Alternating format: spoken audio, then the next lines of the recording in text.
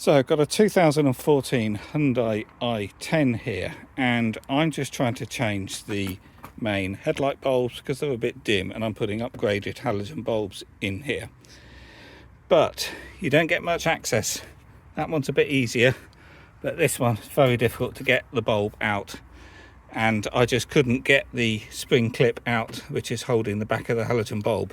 So I thought I'd take the headlights out, but that isn't as easy as the videos on YouTube make it look like. So that's what I'm making this video really, because I have really struggled to get these headlights out. So there's a bolt there, 10mm hex head, and another bolt here to remove. I have also taken out the plastic trim clips along there, so that panel has a bit of flexibility. And you're meant to then just be able to pop the headlight upwards, but this just hasn't moved, and there is a clip under here which I'll show you in a second. Let me just take the wiring connectors out from here. Underneath each headlight is the mounting bracket which secures the headlight to the front panel.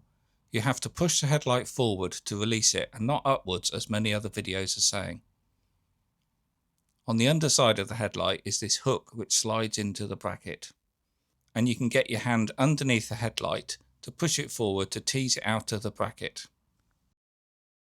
The halogen bulbs are held in place with the normal spring clip, which I just couldn't release with the headlights in situ. The i10 uses H4 halogen bulbs.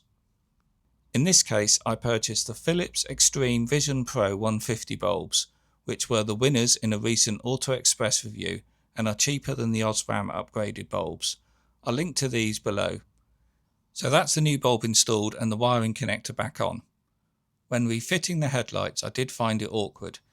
You have to just put them roughly in place, and then a bit of a wiggle made them drop into their correct position. And then you can give them a push back so the bottom hook slides back into the bracket.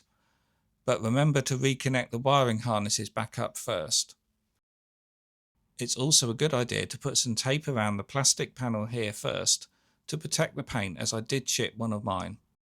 I hope this video helps. If it has, please do click the thumbs up, and I'll see you on the next one.